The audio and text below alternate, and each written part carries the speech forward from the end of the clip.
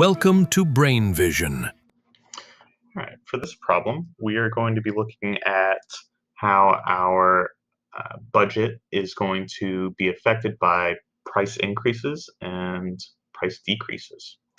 So to get started, I'm going to draw a budget curve. And so this over here would be the quantity of soda, and this over here is the quantity of pizza. And this is my budget curve. And I'm going to be changing that, so I'm going to go ahead and label that budget curve 1. And this is our indifference curve. Now for every point on our indifference curve, the amount of utility that we get is going to be exactly the same. So if I'm consuming more pizza, then I need less soda to be just as happy.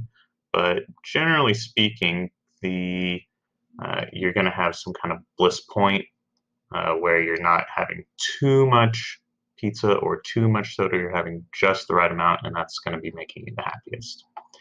Now, if the price of pizza decreases, then the amount that we can actually buy is going to go up. This is the quantity of the pizza.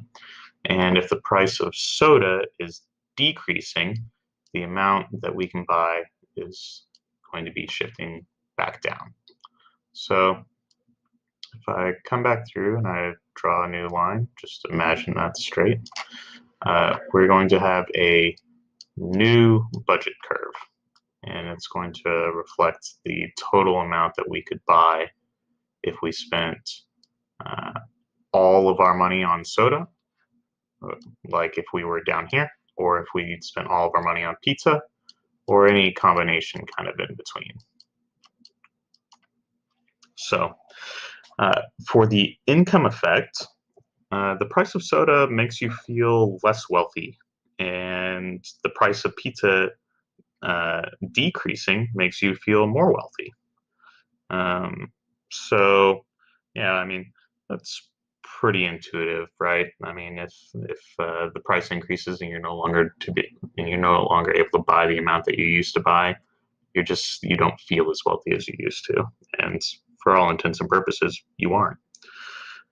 For the substitution effect, we would generally say that the greater the substitutability of the two, the easier it is for you to be happy with switching between two goods.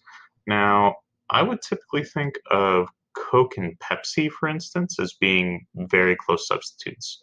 For me personally, I don't really care too much which one of those two I'm drinking. They're both very similar. But the substitutability between pizza and soda are pretty different. I mean, if I have some other kind of meal and, I want to drink, pizza's just not going to do it for me. So for part C here, we just did A and B. It's asking whether or not we're going to be able to afford the same bundle. And if the price of the pizza decrease is completely offset or exactly offset by the price of the soda increase, then we would be able to buy the same bundle.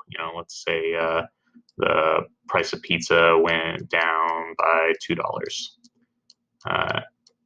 And let's say we're only buying one pizza, and the price of soda increased by $2, and we were only buying one soda, then we could buy the exact same bundle, and that's kind of what I have drawn up here.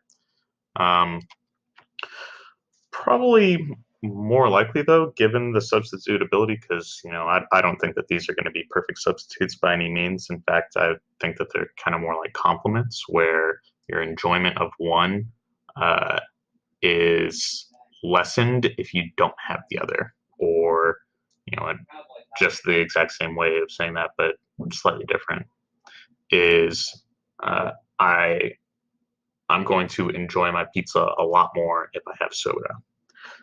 So it's very likely that you would be better off changing the quantities of each that you consume in respect to these price changes.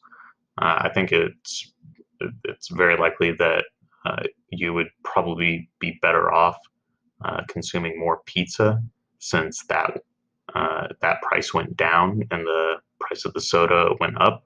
But if you really just want one and one, and that's where you're getting the most utility out of it, according to your indifference curve, then better to you. All right, that's it for this video.